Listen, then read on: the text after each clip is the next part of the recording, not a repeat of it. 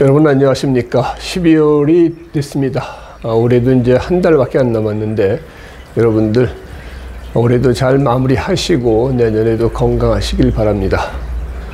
오늘 볼 사주는 좀 특이하죠. 저도 이제 사주를 많이 봤지만 이런 사주를 가지고 태어나면 정말 답이 없다 이럴 정도로 조금 힘든 사주를 가지고 태어난 사람의 사주를 한번 공부를 해볼까 합니다. 61세 된 남자분 사주인데요. 이 사주는 이제 부인이 와서 이제 자기 남편 걸 본 겁니다. 부인도 자기 걸 보고 남편 것도 봤는데 이 사주를 보자마자 제가 참 말이 안 나오더라고요. 이런 사주도 있구나. 저도 많은 사주를 봤지만 이런 정도의 사주는 이제 처음 보는 것 같아요. 그래서 이런 사주는 이제 어떤 문제가 있는지 그걸 한번 살펴보고 궁합의 중요성에 대해서 다시 한번 여러분들한테 말씀을 드립니다. 여러분들 결혼할 때 궁합을 안 보면은요, 이렇게 힘든 사주를 가신 남자를 만날 수가 있습니다. 그래서 여러분들이 궁합은 나하고 잘 맞는 사람을 고르는 것도 좋지만 나하고 진짜 맞을 수 없는 사람, 진짜 같이 살 수가 없는 사람을 골라내는 게 더 중요합니다. 그래서 그냥 웬만하면은 궁합이 안 맞더라도 아주 나쁘지 않으면은 맞춰가면서 살면 돼요. 서로가 사랑하는데 도와가면서 살면 되는데 도저히 그래도 안 되는 그런 사주들이 있단 말입니다. 그래서 그거는 여자나 남자나 마찬가지예요. 각자 결혼해서는 안 되는 사람들이 있습니다. 그런 사람들하고 결혼했을 경우에는 그 삶이 진짜 송두리째 불행해지는 거기 때문에 이 여자분도 궁합을 안 보고 결혼한 걸 아주 땅을 치고 후회를 합니다. 그러니까 이 사주를 보니까 그럴만 하더라고요. 어떤 것이 그런 것인지 한번 공부를 해볼까 합니다.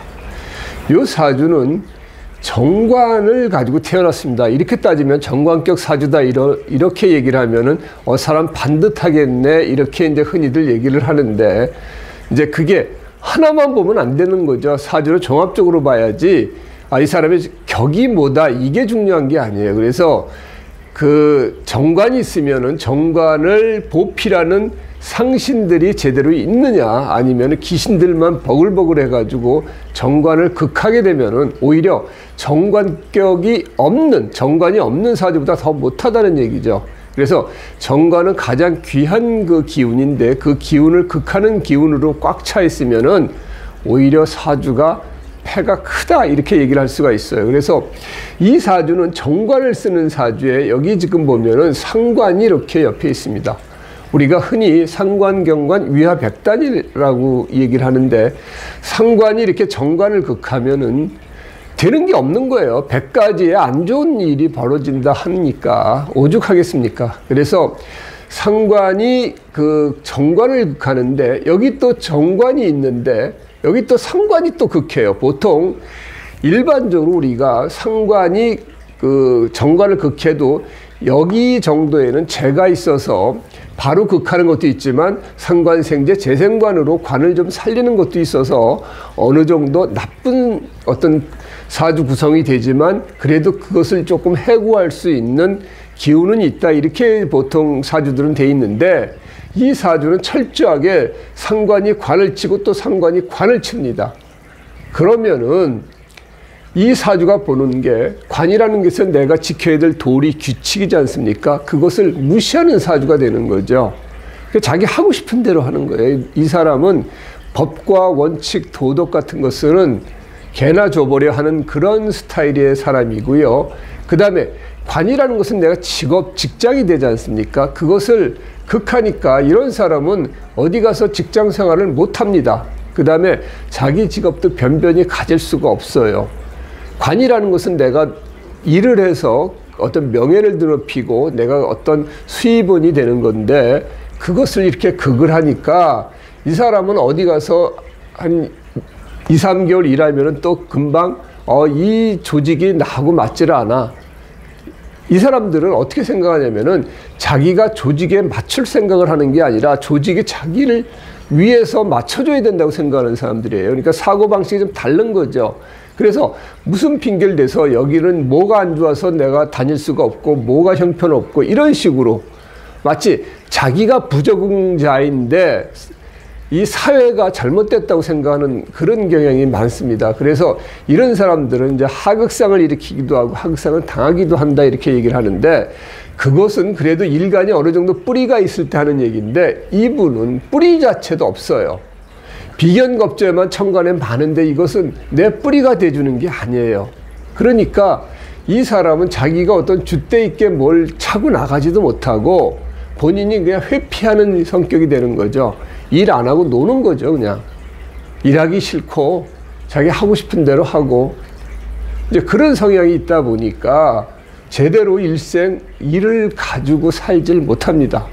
그러니까 남자가 일이 없다라는 것은 수입이 없다는 거고, 수입이 없다라는 것은 제대로 가정을 이끌 수 없다는 얘기잖아요. 그런데 이런 사람하고 결혼하면은 여자가 다 이 사람을 먹여 살려야 되는 겁니다.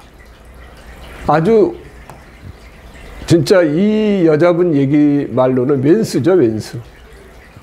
게다가 이 사주는 천간에 보면은 이렇게 겁재와 비견으로 꽉 차 있습니다. 이 모습은 군겁쟁제의 어떤 모습이죠. 재성이 오더라도 이 비견하고 겁재가 다 극을 하기 때문에 재물을 벌어들이질 못해요. 여기 지금 보면은 이 사주가 그저 3.6대운에 개미대운 정도 되는 거, 이 자체에 어렸을 때 뭐 인운으로 들어오는 건 나쁘진 않지만 여기 토기운이 왔을 때 화생토 토생금 하는 정도, 그 외에는 이 운 자체가 정관을 쓰는 사주가 식상방으로 흐르니까 이것도 패죠. 그 다음에 정관을 쓰는 사주가 비겁방으로 흐르지만 이 자체도 그렇게 썩 좋을 게 못 됩니다. 내 뿌리는 들어온다 하지만 여기에서는 재가 들어와야 되는데, 지지에, 그래야 상관생재 재상관이 되는데 재방이 없지 않습니까? 그러니까 이 사주가 일생 일할 수가 없는 거예요. 지지를 보면은 여기 지금 14살부터 24살까지 이모대운도 여기 지금 보면 식신이 와가지고 이걸 극하죠. 그 다음에 비견겁자만 생하는 모양이고, 24살부터 들어오는 신사대운도 이 살이 들어오는 거죠. 그래서 이렇게 되면은 관살 혼자까지 되면서 좋을 게 하나도 없는 거죠.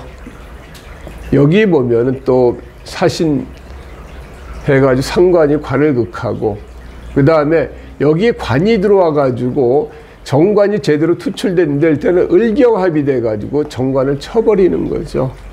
그 다음에 여기 토기운이 좀 들어와 가지고 괜찮은가 싶으니 신진합이 돼 가지고 수기운으로 합파가 되는, 그런 화까지는 안 되겠죠. 신진합이 돼서 관을 못 쓰게 하는 부분이죠. 이게 자가 들어오면 신자 합파가 될 수 있는데 여기에는 그 왕지가 들어오질 않고 생지와 묘지만 가지고 있으면은 합파되기가 어렵고 합 정도만 된다, 이렇게 우리가 얘기를 합니다. 어쨌든 가장 귀한 정관이 있던데 정관이 비견이 그 정관을 가져가니까 내가 차지할 명예, 지위, 직장, 직업, 이게 남한테 다 뺏기는 거죠. 그 다음에 가장 좋은 이렇게 그 재운이 들어오면은 목국토에서 이거 다 깨지는 겁니다. 그러니까 일생 내가 뭐 사주 자체도 참 힘들게 그 타고났는데 운이 들어오더라도 이 운을 받을 수가 없는 구조로 되어 있어요.